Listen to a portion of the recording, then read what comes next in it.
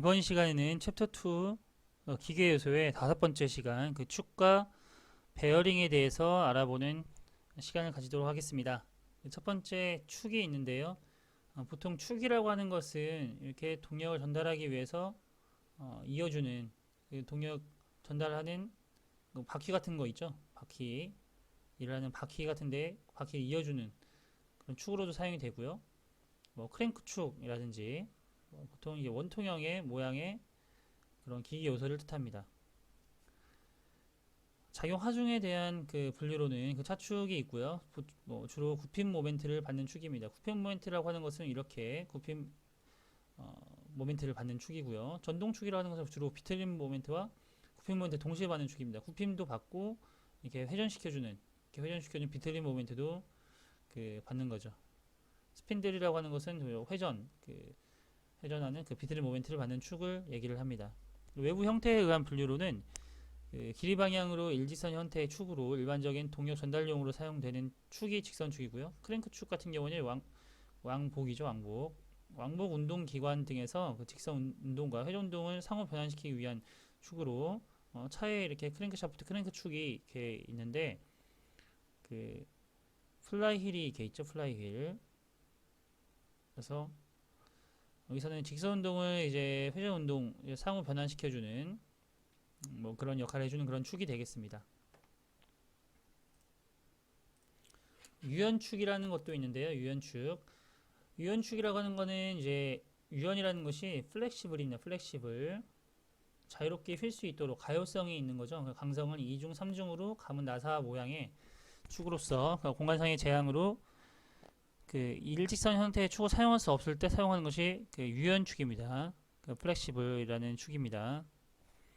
축 설계시 고려사항으로는 이것도 잘 나오는데요. 축 설계시 고려사항은 강도를 고려해야 되고 응력 집중, 변형, 진동, 열응력, 열팽창, 부식 등을 고려를 해야 됩니다.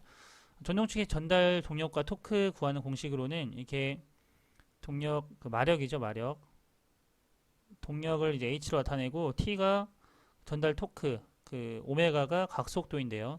이 동력은 이제 1000분의 그 토크 곱하기 각속도가 되겠습니다. 각속도는 60분의 2파이 n, 그러니까 회전수죠. 이건 회전수로 나타낼 수가 있고요. 킬로와트 단위로 하면 이렇게 나타낼 수 있습니다. 그래서 정리를 하면 그 t는 9.55 곱하기 10의 6승 회전수분의 그 전달 동력이 되겠습니다. 이렇게 식도 알아두시면 좋을 것 같고요. 이제 굉장히 중요한 베어링입니다. 베어링 문제가 굉장히 잘 나오는데요. 베어링에서는 보통 그 하중에 따른 그 분류가 굉장히 잘 나오고요. 그 다음에 미끄럼 베어링과 구름 베어링의 비교, 그리고 베어링의 그 표기 방법에 따라서 이제 안찌름을 우리가 알 수 있는데 그 안찌름에 대한 것, 그 세 가지가 굉장히 잘 나옵니다. 우선 베어링이라고 하는 것은 이제 축을 받쳐서 축의 회전을 원활하게 하는 기계 요소인데요. 이렇게 생겼죠. 이렇게 미끄럼 베어링 같은 경우는 이렇게, 구름 베어링 같은 경우는 이렇게 생겼습니다. 그래서 축과 베어링의 접촉에 따른 분류로 이렇게 미끄럼 베어링과 구름 베어링으로 나눌 수가 있는데, 이 구름 베어링을 이제 볼을 넣느냐, 여기서는 이제 볼을 넣었죠. 구름 베어링에서 볼을 넣었으니까 이건 볼 베어링이라고 하고요. 볼이 아니라 롤러를 넣었다 그러면 롤러 베어링이 되겠습니다. 그래서 우선 미끄럼 베어링과 이렇게 구름 베어링을 나눌 수가 있고, 구름 베어링에서 이제 그 회전자를 어떤 거를 쓰느냐에 따라서 이제 볼을 썼으면 볼 베어링, 그리고 롤러를 썼으면 롤러 베어링으로 나눌 수 있다는 거, 이제 이 분류를 하실 줄 아셔야 되고요. 이 작용화 중에 방향에 따른 분류가 굉장히 잘 나옵니다. 우선 이 레이디얼 베어링 같은 경우에는 여기 그림 오른쪽 같이 보시면 이 축선의 직각하는 방향으로, 축선의 직각으로 작용을 하죠. 직각으로.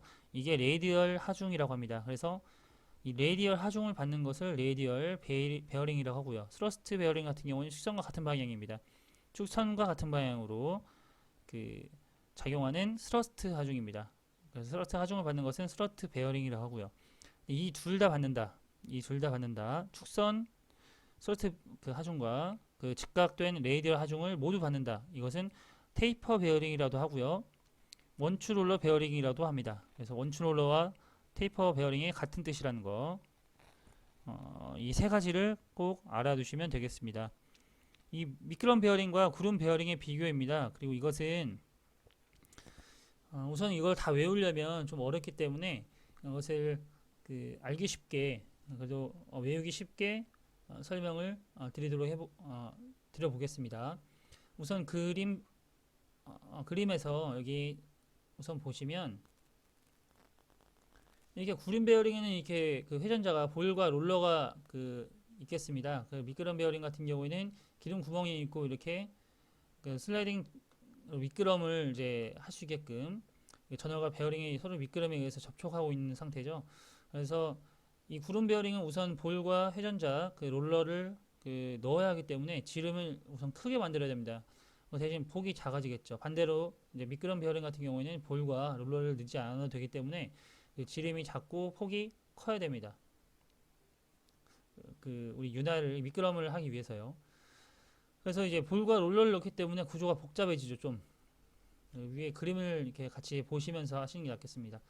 구조 보시면 이게 미끄럼 베어링은 굉장히 좀 간단하죠. 그 구름 베어링은 좀 이게 볼이나 롤러들이 들어가 있기 때문에 좀 복잡합니다. 상대적으로. 그래서 구조를 보시면 이렇게 복잡한 게 구름 베어링이 되고요. 상대적으로 미끄럼 베어링은 간단합니다. 그럼 이제 그 볼과 롤러 같은 경우에는 우선 고속 회전과 저속 회전보다 회전자가 들어가 있기 때문에 이것이 볼과 롤러가 이렇게 움직이면서 맞닿겠죠. 닿게 되면 이제 소음이 커지겠죠. 상대적으로 미끄럼 베어링에 회전자가 없기 때문에 작습니다. 그래서 이런 것들은 크기 때문에 소음이 크고 충격 흡수 부분에서는 이제 감쇄력이 작겠고요. 그 감쇄력이 미끄럼만 있으니까 이게 윤활 작용하면서 감쇄력이 좀 커지겠죠. 하중 같은 경우에는 이제 회전자를 넣었기 때문에 추력 하중을 받기가 굉장히 용이합니다. 여기서 추력이라고 하는 것은 주위의 유체를 밀어내거나 열을 분사시켰을 때 그에 대한 반작용으로 받는 추진력이 되겠습니다. 추진력. 이것은 롤러나 볼이 있기 때문에 추력 하중을 받기 용이하죠. 근데 이건 미끄럼 베어링 아무것도 없죠. 그래서 힘듭니다.